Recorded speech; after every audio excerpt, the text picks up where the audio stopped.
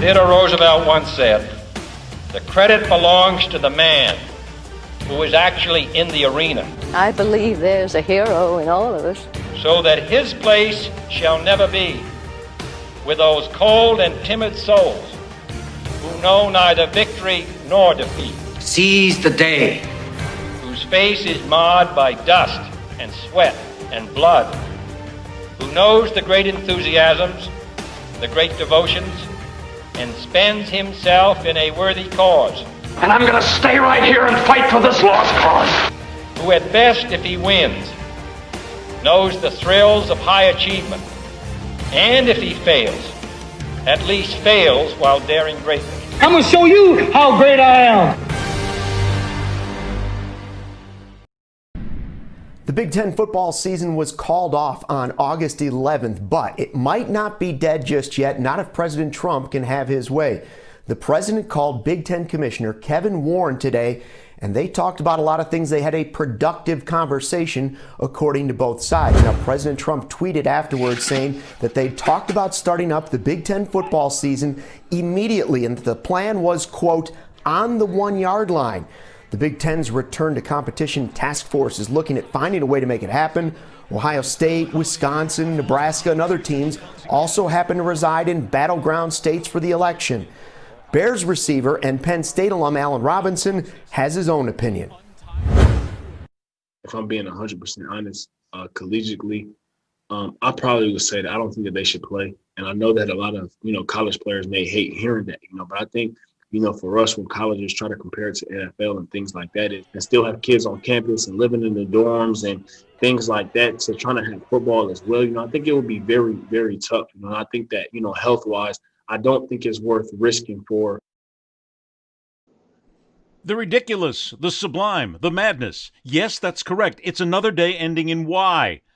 Welcome in, everybody. I'm Ed Berliner, and this is The Man in the Arena, Outside the Lines. Thanks so much for joining us. Don't forget, those of you watching us live on Twitter, Facebook, and YouTube, you can catch this show when it's posted later on YouTube. You can download it from there or embed it, if you will. I love using the technical terms. Also, don't forget, you can go to all the major podcast platforms, look for The Man in the Arena, and you can catch the audio there to download and listen to the show later. And then, of course, pass on to 6 or 7 million of your closest friends. The president getting involved in college football again, but that simply is really not the most stunning thing that's going on right now. It's the absolute incredible, undeniable dumpster fire that's going on in the Big Ten, which can't seem to make up its mind. Yet we still have a pandemic that is roiling across America. We now have new schools, new colleges, new places that are seeing more cases than ever before. We still have an average of over 1,000 people a day dying in America because of COVID-19. And we're all still worried about playing college football. Holy moly, it is indeed that day ending in Y. Let's get to it as we go outside the lines. Welcome in my good friend. He is a former player agent, which means he knows where all the bodies are buried and also knows how those bodies are buried. It's kind of like in Casino when Joe Pesci gets it at the end in that cornfield somewhere with his cousin, okay? Or it might have been his brother, I got to remember. He's also an attorney, which means he knows exactly how far to go before getting in trouble, which means what he's doing on this show for all these years astounds me. Let's welcome Joe Casale back into The Man in the Arena. Greetings, my friend, the good barrister. I had another quiet week. I don't know what we're going to talk about. it's people don't understand when you do shows like this, and you and I have been doing this for a long time and on radio mostly. When you're doing it, you kind of don't write things down during the week. You just go, okay, the week goes by. All of a sudden, show day comes up, and you start going back over the last 7 days or whatever days it is, and you go, holy bejesus, what I missed all this, and then you start making up a list, and it gets absolutely insane, and you don't know where to start. That's the worst thing about it. But okay, let's go ahead and start here. Let's get with the Big Ten first of all, because what a shock. It's a complete mess in the Big Ten. Now they're talking about maybe we can get this season going early enough. The president's getting involved, which we'll talk about here in a couple of minutes. The Pac-12 is out there saying, well, maybe we should get in bed with the Big Ten a little bit more. Let's coordinate our seasons. Dabo Swinney says, we're not going to hold up the playoffs for you guys if you come back. Joe, it's a complete disaster in the Big Ten, and nobody seems to really be in charge. Well, no, who's in charge are the college presidents. And what we're seeing is that athletic directors and coaches who've had a lot of power for a lot of years pre-pandemic now don't control what the college presidents want to do. Look, let's face the facts. The president is getting involved in the Big Ten because it's full of swing states for his own political needs, whereas the Pac-12, there's one swing state, is Arizona. So the Big Ten, the president sees as a political opportunity. But I thought it was interesting that he called the Big Ten commissioner, who is powerless in this. I mean, it's not up to Kevin Warren to play football this year. Well, no, wait a It's minute. up to Say the that again so that people can understand that. The commissioner of the Big Ten is powerless. Why? Yes, because he works for the college presidents. He doesn't. Thank you. The reality of this is it's up to the college presidents. And for those who don't know, I mean, a lot of these Big Ten schools have upwards of 40 to 50,000 students. So these college presidents are in essence de facto mayors of their respective universities. They have a responsibility that goes beyond making sure the football team plays. If it was just a world, see, what we're trying to do here is and it's the largest reason why America has failed in handling COVID-19, is we all have our selfish fiefdoms, and then we all mix everything in the pot like it's gumbo, and it doesn't work that way. Just because the NBA and the NHL are playing doesn't mean college football can play. They're not all the same. The NBA and the NHL have spent $250 million to create a bubble environment for their teams to play. You can't do that in college sports. So what you're having the kids, you can say, well, we can keep the players in a bubble, but then one kid goes to one party and 70 kids get back. And we just go through, and it's like we're going to make the same mistakes over and over, damn it, because I want my football. And it doesn't work that way. And as you and I are recording this show right here, we're doing this on Friday, September the 4th. This is the beginning of the Labor Day weekend. You and I know damn well that this is going to be a disaster. I don't care what Birx or Fauci says, but we're going to have major outbreaks around this country again in the next couple of weeks. And a lot of it is going to come from those people who just can't stay away from the beach, can't stay away from the bars, can't stay away from the pools. And yeah, go ahead. Give me crap for it. A lot of it is going to be the college-age students who still believe they're completely invincible. The Big Ten can't stop them. Nebraska can't stop them. Michigan can't stop them. They will do what they want to do. Yeah, and I'm not one to get mad at the kids about this, because if the adults can't handle themselves responsibly, how do you expect college kids to? I mean, we really expect college kids to be the arbiters of self-control in the country. I mean, do you remember when you were in college? I mean, come on.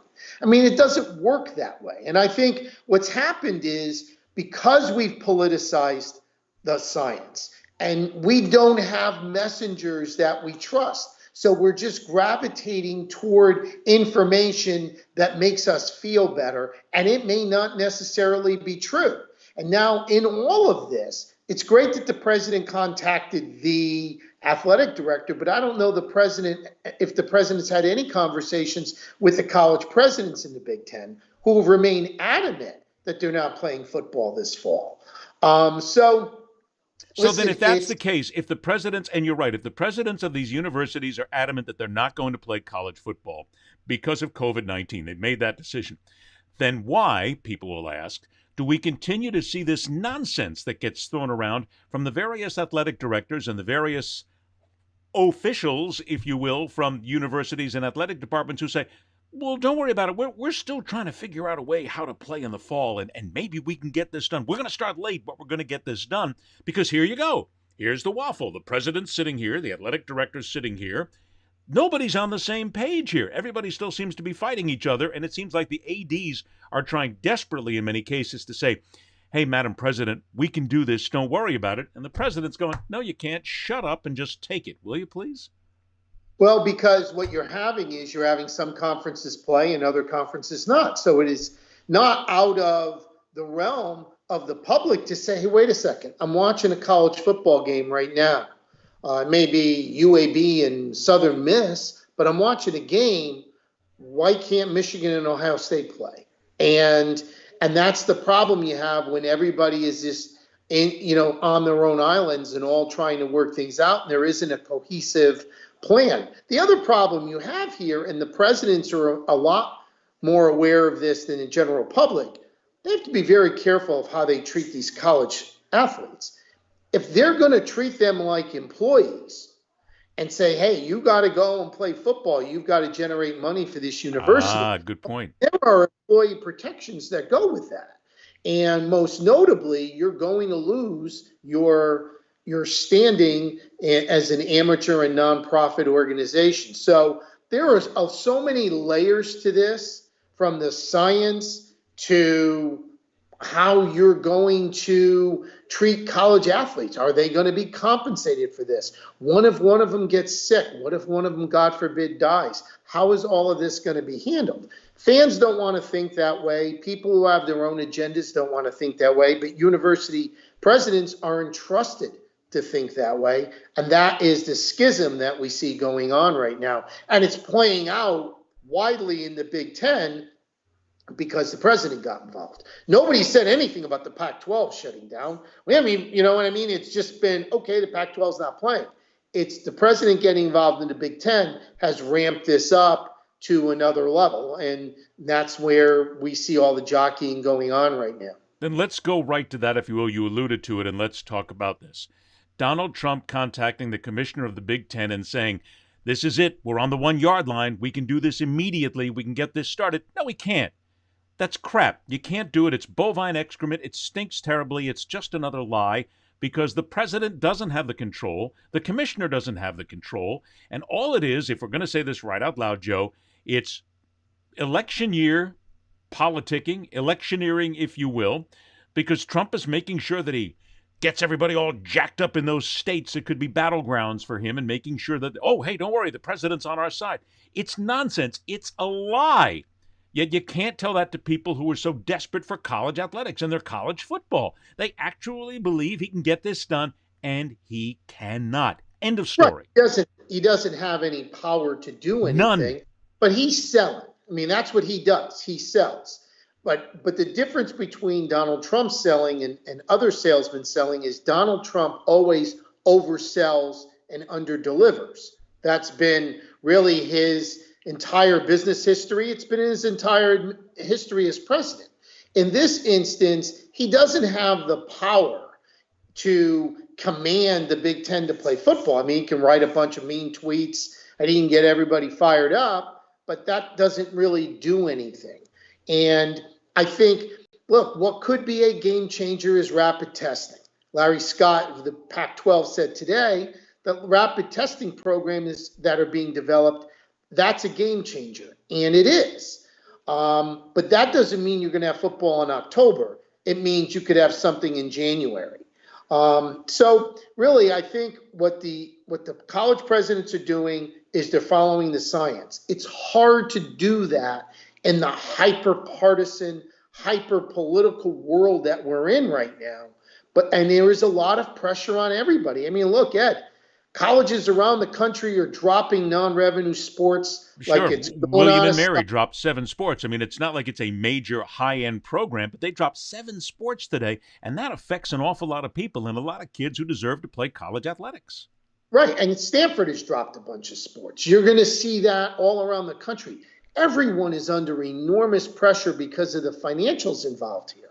But you're also dealing with human life. You're dealing with the people involved in this understand that, God forbid, if one of these kids or 2 of these kids die of COVID-19 and we push the envelope to play football, we're finished. Forget finished for this football season. We're finished, period. So there's enormous pressure on everyone. And in a perfect world, we would love to say, hey, we shouldn't politicize science. It would be great if the politicians can stay out of it. Sure. It would be great if we can just deal with facts. But everybody has a short memory. Karl Malone was going to refuse to play the NBA All-Star game when Magic Johnson was playing because Magic Johnson was HIV positive and believed that he could get HIV from Magic's sweat. Yep. So it's not like we have not had misinformation or disinformation disseminated on the public in the past when it comes to science or epidemics and things of this nature. It's just this is the most recent one, and we're handling it horribly. And everyone is handling it horribly. It's why there are outbreaks. It's why we can't get a handle of this. And it's very difficult when we lack the leadership at the top to say, hey, let's get a handle on this. I go back to the same thing, the first coronavirus meeting held by the president in March. If he walked out wearing a mask and said, there is nothing wrong with wearing a mask, all of us need to do this, do you think we'd have 180,000 and climbing people dead right now and over 5 million people infected? I would argue that we wouldn't. So from day one, we've handled this poorly. And now it's become go time for colleges and schools and everything else. And, we continue to flounder because we talk, but we don't listen. And that is the difficulty in all of this. Is it not fair to say, though, Joe, that with these universities, I'm going to stick to colleges here for just a moment, and the big-time colleges, the Stanfords of the world, the Boston colleges, the Miamis, the Texas universities, whatever, but these big colleges, these are multi-billion-dollar money-printing machines when it comes to athletics. The COVID-19 pandemic began back in February and actually started to pick up in March. No one was preparing for this. No one was actually looking and saying, well, let's take a stop. I know what we're hearing right now, but I just want to be certain that we're taking all the precautions that we possibly can. Let's get ready for the worst case scenario in case that happens this year. But that also goes back to years past. With all the money they print, there was the possibility to be ready for a nuclear option, if you will, somewhere, something drastic to happen to all these universities and all these programs, where maybe they could have said, we can last a year, maybe two, without impacting the sports on the university level, without taking it away from a lot of these student athletes. But they weren't ready for it. They spend the money like candy, and none of them really got ready for anything like this, any sort of an emergency whatsoever. So when we hear them cry poverty, ooh, we've got to cut sports because we don't have any money, that's your fault. That's not the athlete's fault, and you should have been ready because that's part of your administrative duty. Yes? Sure, but all of these colleges also have endowment funds. And for instance, Stanford has a $40 billion endowment fund. Endowments are supposed to be there for rainy days. Yeah, I didn't even go there. Yeah, that's another point to put in, sure. We can, colleges can utilize their endowments to carry athletics for a year or two. And most of the major universities have enough to do that. They're choosing not to do it. And I think that's wrong. I don't think that non-revenue athletes should be paying the cost for a pandemic. And that's what's happening right now. And, it's like the Ivy League was ahead of the curve in all of this. The Ivy League was the first sport to shut down when they shut down their men's and women's basketball tournaments. The Ivy League was the first league to shut down in the fall. The Ivy League has some of the leading scientists in the world working on COVID-19. And what I would like to see is a more coordinated effort throughout college athletics to work with the Ivy League scientists who are at the forefront of what's going on and trying to get a handle on COVID-19 instead of everyone being on their own island, having their own expert. It's kind of like a trial where it's the battle of expert witnesses. Your side has your expert, my side has my expert. Now we're leaving it to a jury to decide who's right. And boy, that's a dangerous way to go in science when, lives are at stake. So all of this, there is a lot of this are people that just live in denial. A lot of it is poor management. A lot of this is really no different than the White House saying we're going to go from 15 cases to 0, and it's just eventually going to go away. This is something we can't wish away. And everybody wants sports. I get so tired of hearing the arguments from people who just argue for the sake of argument. When people in sports say we really need to be cautious here and say, how could you not want sports, and all this stuff. Nobody's rooting against having sports. You know, what we're rooting against is some of us have been around here long enough to understand the ramifications of what will happen if this goes wrong. You won't have sports for a year. You won't have sports ever again. Because if, God forbid, one of these kids dies from COVID-19 and you think these universities are going to survive a wrongful death lawsuit when you have to open up to discovery and you have to open up your methodology of why you decided to play football, you are screwed. And you're screwed for good. And the coaches who sign off on it and the athletic directors who sign off on it, they are cooked. So there's a lot at stake here. And I think that, you know, I don't blame colleges for being hesitant about playing. I don't see that as a bad thing. So I would like to see a more coordinated message. But we've known for a long time, Ed, even in pre-pandemic times, everybody's out for themselves in college athletics. You know, nobody's interested in the greater good and the furthering the educational pursuits of our young student athletes. Everybody wants the last quarter in the cushion. And if they have to dig that cushion and have feathers all over the place to find that last quarter, they're going to do it. But Dr. Fauci said this on day one: the virus controls the timetable. And what we're seeing is too many people believing they and not the virus controls the timetable. And that's why we're seeing all of the mixed messaging and, frankly, all of the mistakes being made along the way by people in and out of sports. It's not just limited to sports. You can make the argument that sports has handled this better than almost every other entity when you consider that even for the NBA and NHL to even be playing is a miracle. The NHL hasn't had one positive test. Not one. Right. So, you know, this whole thing is, you know, we're going to look back on this 25 years from now and ask ourselves, what the bleep were we doing? What were we thinking to be this ignorant? But right now, when you're in the middle of it and people are emotional and things are being taken away from them, they don't want being taken away, you're going to have responses that go all over the board. Let's talk about some of that medicine right now, because we've talked about pressure and the pressure that a lot of people are under.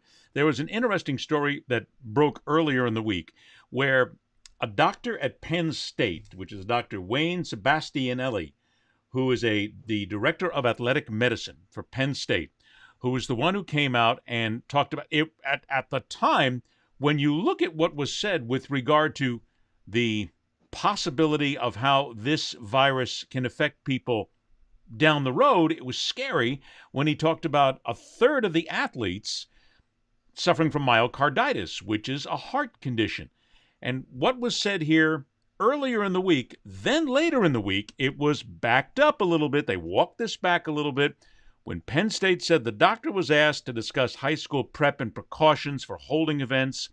He recalled initial data that was verbally shared by a colleague on a forthcoming study. Boy, there's some great words right in there, which basically is trying to walk the whole thing back and put it in a very different kind of context. Unbeknownst to him at the time, had been published at a lower rate, saying that a doctor didn't know what he was talking about in many ways. And they come out and say some have inferred his comments may have been related directly to Penn State student athletes. At this time, there have been no cases of myocarditis in COVID-19 positive student athletes at Penn State. I got to tell you something, Joe. That story stopped me for a number of reasons, as I just pointed out. Number one, this is a guy who knows his medicine pretty good. And for all of these excuses that were told that, well, he didn't know that it was preliminary data, and he didn't know where it came from, and gee, let's kind of walk it back a little bit and not get everybody so upset. That didn't really ring with me with a medical professional of his level. It almost seemed as if in many ways to me that this is Penn State somehow. I have nothing to prove this, just an opinion. They're walking this back to keep people from getting all excited about the fact that COVID-19 can damage athletes down the road. But it's true. We've already talked about that. A number of scientists and doctors are saying, we don't know how this is going to affect the athletes down the road. You talk about lawsuits.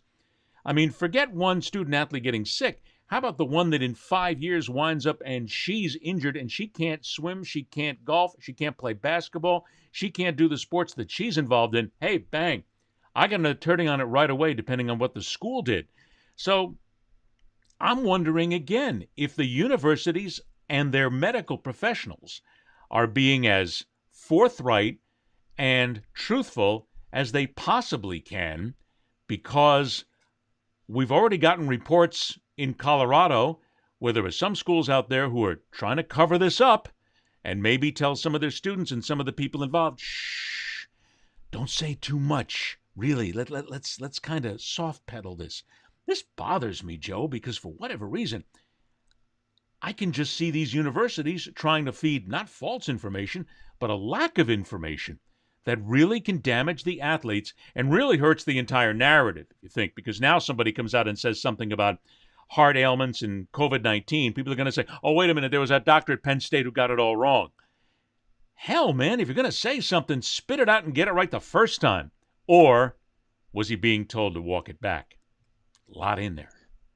Well, I mean, look, we talked about earlier about information and how information is being disseminated on this. This is a new virus. Nobody has all the answers to it in 6 months, and nobody's expected to have all the answers to it. There's going to be preliminary data that could show something that maybe 6 months from now we find wasn't accurate. But that's the whole point of erring on the side of caution. And when you don't have all the answers, it isn't just, okay, I don't hear anything that I need to hear, so I'll just full steam ahead. It's not how doctors do it. Right, that's what catches me about this. This gentleman is a highly respected professional at Penn State, and to make that kind of a statement, which the university says is based on preliminary data, which he heard verbally, which he wasn't certain what he was saying. Hell, this is a guy who, at least in my opinion, would go back and check his stats before he makes something like this up, supposedly, and spits it out there.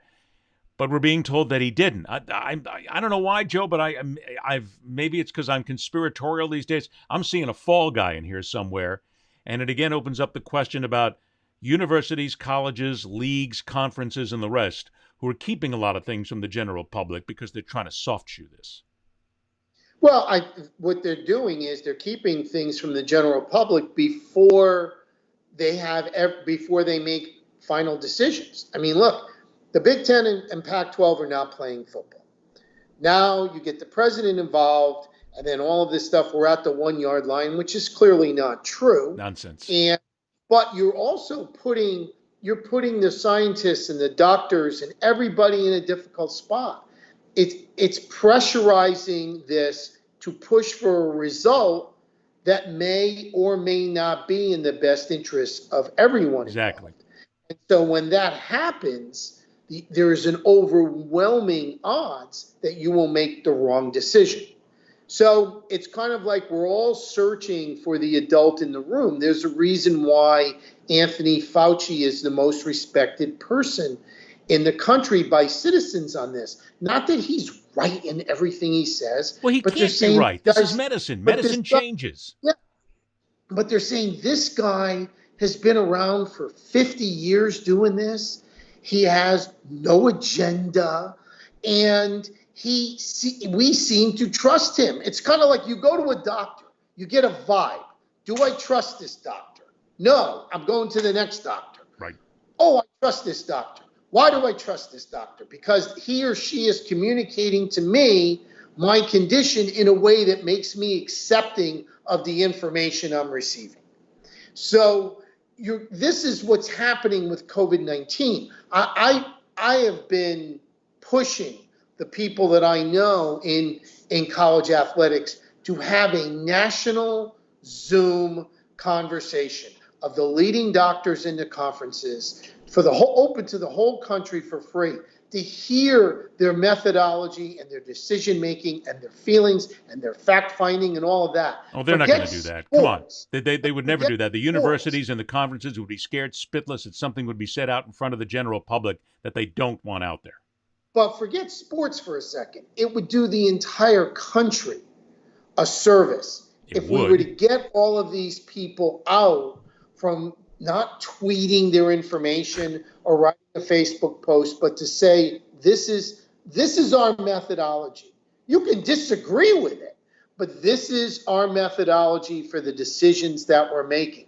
I think, we as a general public are not as unaccepting to bad news as the people who want to keep news from us think we are. We just want to be treated like the adults in the room and be told the truth. And when we're told the truth, then we can handle things accordingly. But I mean, the overwhelming majority. You can't let minority voices control the narrative. And what happens all too often is you read an out of control Facebook post or a tweet and it goes viral, and all of a sudden we give somebody who really doesn't have any standing to discuss anything power. Some kind of standing. Well, we give them perceived power. They don't have the power to make things happen.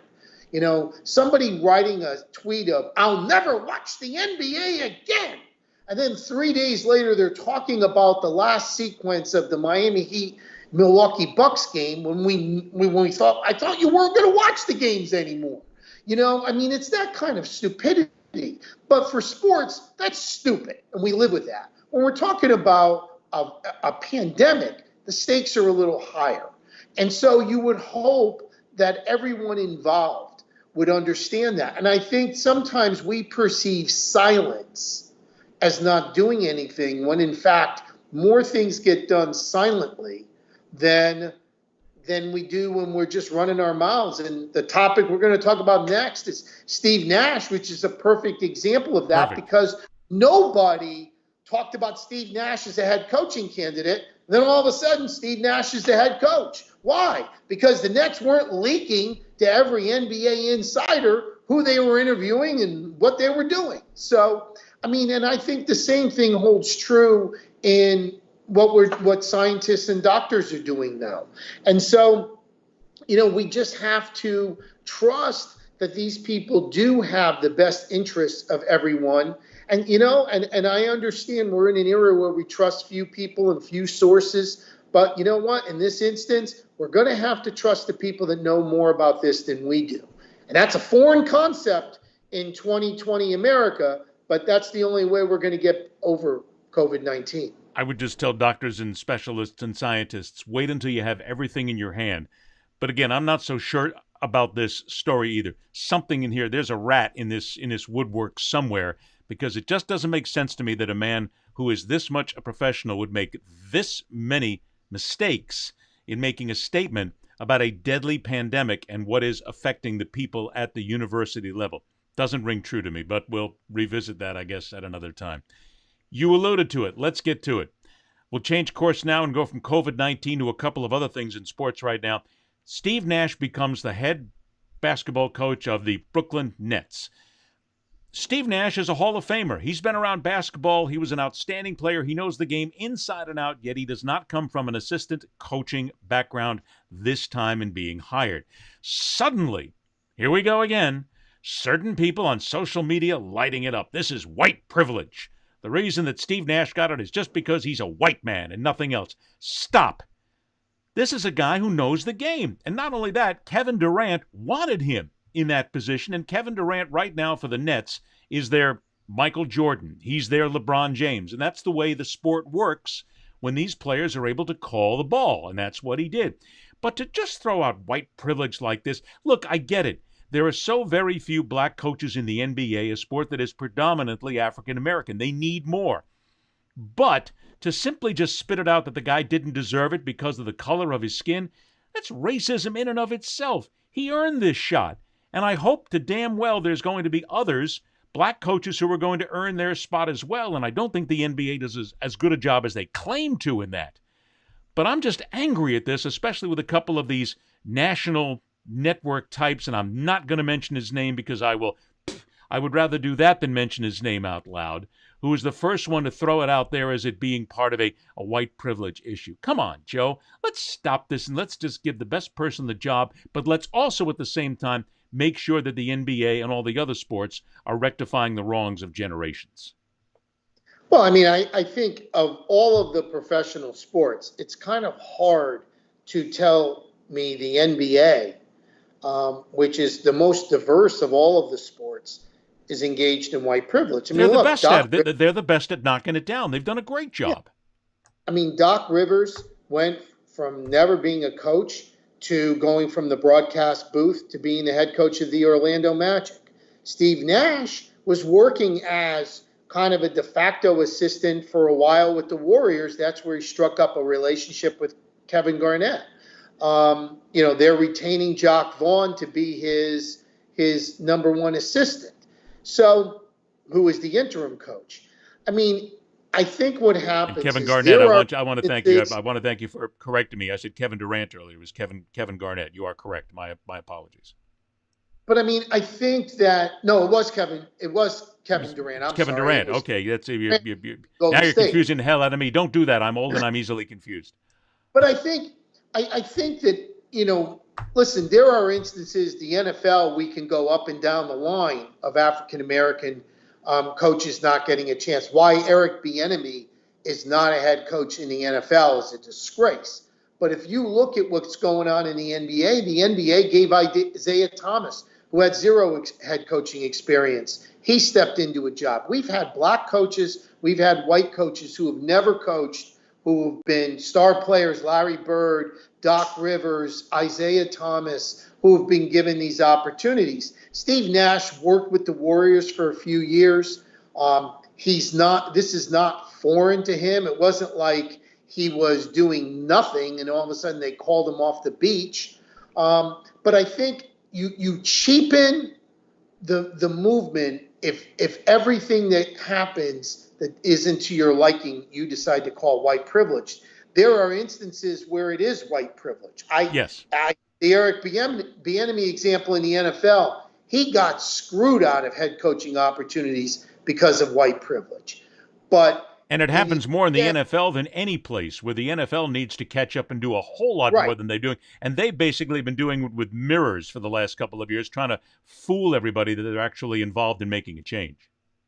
But in this instance, I think what angers some people is that insiders are more angry about it because they had no inkling it would happen. The only person who even brought it up was Amina Hassan from ESPN, who said that the Nets were talking to Steve Nash. And everybody just kind of blew it off because, he's not an insider. What does he know? He knows Steve Nash. He knows the whole situation. I mean, he knew that was a possibility. And so because it didn't come from the usual list of information people around the NBA, there is all of a sudden this perception of, well, this is, some kind of privileged signing. I mean, it is what happens when you conduct a search and you don't leak to everybody. I mean, it used to be like that in the old days. We remember back in the day, Sam Jankovic would go look for a head football coach. He'd get on a plane. He would go. He wouldn't tell anybody where he was going. He would go interview a bunch of guys, and he'd come back with a head football coach for the University of Miami. Sure. They hired some guy named Jimmy Johnson who never won at Oklahoma State. And how could you do that, you idiot? And then he hired Dennis Erickson, who was at Idaho. And how could you hire him, you idiot? And all they did was produce 3 national championships. So, I mean, we live in an era today that's much different. We have an athletic director or an owner or a general manager who goes on a search, and he calls up Woj, and he calls up Adam Schefter, and they say, here's who I'm talking to. Or the agents of these coaches talk to Woj and Adam Schefter, and they say, here's who my client's talking to. So we have all of this information now. And then something happens that's off the grid, which was the Steve Nash hiring. Yep. And we want to have a reaction to it. See, that's just it. I think that the one person that I'm talking about, whose name I will never mention and give him any sort of publicity whatsoever, I think that's just it. He proclaims himself to be the all-knowing, all-seeing overlord of what goes on in the NBA and other sports, especially the NBA. And because he didn't break it and didn't get to do it on his show, then all of a sudden he feels like he's been spit upon. Well, maybe you have in that sense, because the Nets did it right. And I think it's a jealousy factor in here. I think there's just people out there who say, if I didn't break the story and if you didn't tell me about it, then I'm going to go ahead and make a big deal about it. To me, it's a nonsense story. It's a useless story, and I think your point's well taken. It's the NBA. What other league does more to further the efforts of black coaches than the NBA? None that I can think of. Yeah, I mean, it's to me, I didn't know Steve Nash had head coaching aspirations. I knew he was helping. One time the he said he didn't. Yeah, I mean, so it's kind of, but it's not this. People were acting like this has never happened before. And just off the top of my head, I gave you 3 examples of Isaiah Thomas, Larry Bird, and Doc Rivers being, with 0 coaching experience, who were, 2 in 2 cases, MVP caliber Hall of Famers. In the 3rd case, Doc was a very, very good NBA player for a long time. So, I mean, this is the way the league operates. It's just that none of the inside information guys had it. So they feel like, something's wrong. And it's not wrong. You just didn't have it. It happens. We had one team who actually conducted a search without leaking like a sieve. That's really all it was. I don't think it's a question of white privilege, and I don't think it's a question of reducing opportunities for African American head coaches, because Ty Lue is probably going to be the next head coach of the Sixers. So opportunities are there, and they'll come about. I mean, the NBA is the least worrisome league when it comes to doing the right thing on these levels. Exactly. They do the right thing. So some people just need to shut up and, just put a stick in it, because it's wrong to bring race into something like this where it simply doesn't belong. Finally, the National Football League is going to undertake the investigation of the Washington football team and what Danny Snyder and his little group of miscreants did there all by their lonesome. Joe, this bothers the living daylights out of me, because once again we have the chicken in the hen house and you're letting them all run it in there. Instead of an independent investigation, which is what they need, the NFL is going to take care of it. Let the NFL get involved in it, but it's something in the level of what's going on at that franchise and has been going on for decades. And I will tell you in the audience this much. I know a couple of the people who worked in that franchise, and I know exactly what was involved there. And the people that I know, I'm not shocked that they were named in these suits. I'm not shocked that people are coming after them. Not at all. But for the league to get involved in this, come on, Joe. Don't they need somebody else to take this over and look into this? Because otherwise it looks like an inside job. Well, I mean, the league takes over all investigations. They took over. They're not going to let the Washington football team investigate themselves. No, this was the but they need to bring in an independent investigator, is my point, not just the league. That will probably come up. It came up when they investigated the Patriots. It came up and the league also takes over these investigations. They did it with Bountygate in New Orleans. They did it with the Patriots' various scandals. And then we saw how well that went. But if it gets to be too hot a potato, then they hire an independent investigator. But still, an independent investigator is still compensated by the league. So, I mean, the league takes over these investigations. It was never going to be the Washington football team investigating themselves and then submit a report. I know that's what they wanted, but that was never going to happen. So what's going on right now is what the league always does in these situations. But would you not agree with me that because of what's involved here and the widespread nature of this, they need somebody else involved?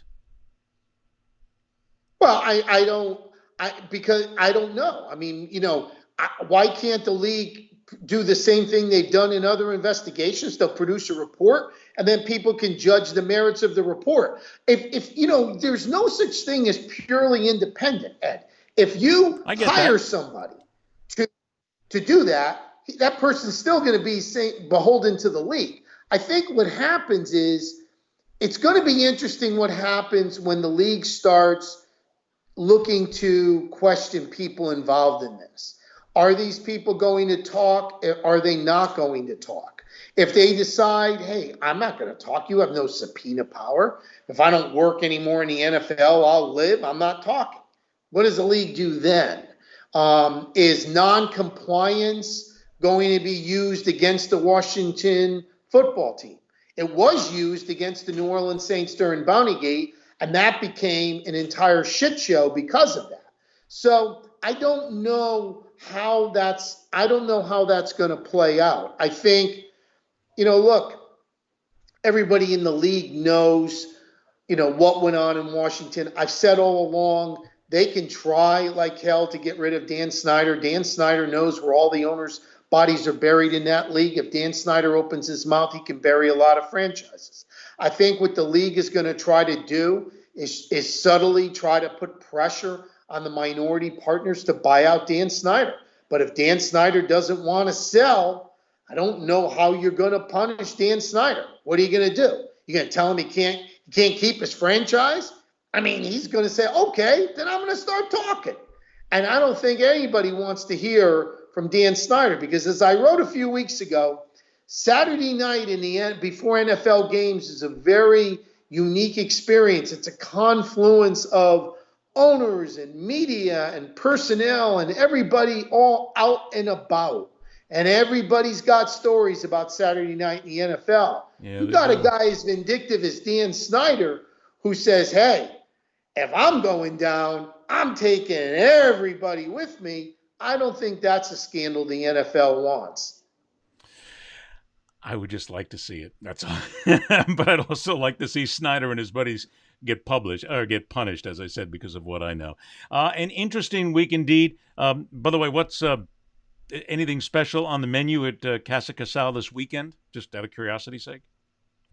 My buddy John Kearns from Oxford, Mississippi, coming out with a new cookbook called Tail Great, all about various tailgating recipes that John has done down in Mississippi. And the number one tailgating area in the country, if you've ever gone to the Grove at an Ole Miss game, really? That is just real. So John came out with a new book, so I'm going to sample some of his new stuff with that.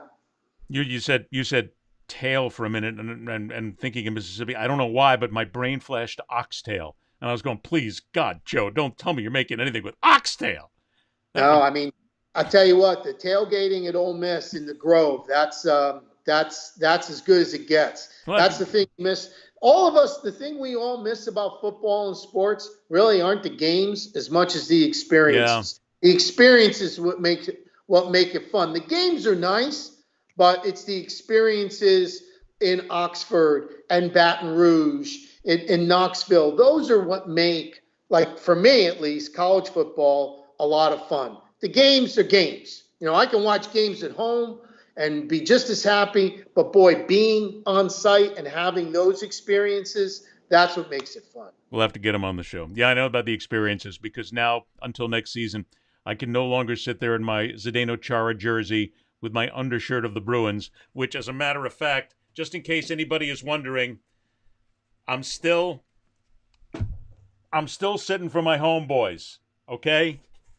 I'm still wearing my Bruins shirt, even though they're out. I'll still stick with them. I'll still stick with my boys. See, that's what being a fan is all about. You'll be the guy wandering around the Boca Mall in the Chara shirt, like we see the guys wandering around the Boca Mall wearing the Derek Jeter jersey. No. Like it's over. You got to let it go. Well, no, but I get it, but I'm not ready to let it go. I'm not ready to let it go just yet. It's still, the wound is still too fresh. I hate Tampa Bay. I hate the Lightning. I congratulate them. I want half their players on the Bruins now after what happened in that playoff series. But, come on. I got to get it out of my system. I'll wear the Bruins shirt for a couple more days, and we'll see what happens. But I'm not going to be wandering around the mall wearing sandals with black socks. Oh, you'll be wandering around the mall wearing it, no doubt. Not even close. All right, Joe, we'll deal with more nonsense when we come to it next week. Thanks a lot, partner. Have a good holiday weekend. Joe Casale is going to cook for us all one of these days, and I will wear my Boston Bruins shirt. Don't forget, you can catch this show on YouTube. Make sure that once the show is all done, those of you watching it live, you can download it at welcometothearena.com. You can go there for every episode. Don't forget, you can also, a lot of don't forgets in here, all the major podcast platforms as well, the audio podcast platforms, including iTunes, iHeartRadio, all the rest. You can catch us all there and download. Please subscribe. We hope that you do that as well on all the various channels. Coming up as we close, what's going on at one college as they are preparing to make sure that everybody is safe at their upcoming games, upcoming football games this season? You're going to find out in just a moment. For Joe Casale, everybody here, I'm Ed Berliner. Thanks so much for joining us, everybody. Have a great holiday weekend. Please be safe, no matter what you do. And let's get out of this together. Until we meet again next time. Rock on, true believers. See ya. In 2 days, UAB will kick off FBS football for the 2020 season at Legion Field against Central Arkansas. And while both teams will do battle on the gridiron, around the stadium will look a lot different. Well, UAB's put a great deal of thought into the plan for this year's football season to make sure that fans are safe and comfortable when they go and attend a game. President and CEO of Bruno Event Team says there will be no hand-to-hand contact. Tickets being digital, concessions being primarily grab and go, socially distanced queuing at restrooms and concession stands.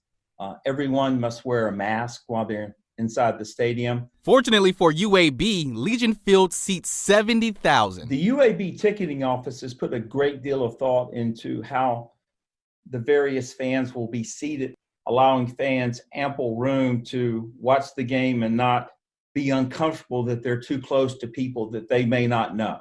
Holloman says there are a few things that won't happen this year. So there are no shuttles, there's no tailgating, there's no Blazer walk, and there's no Blazer Village. That's a lot of no's, but there are plenty of yeses. The best news of all, there will be football.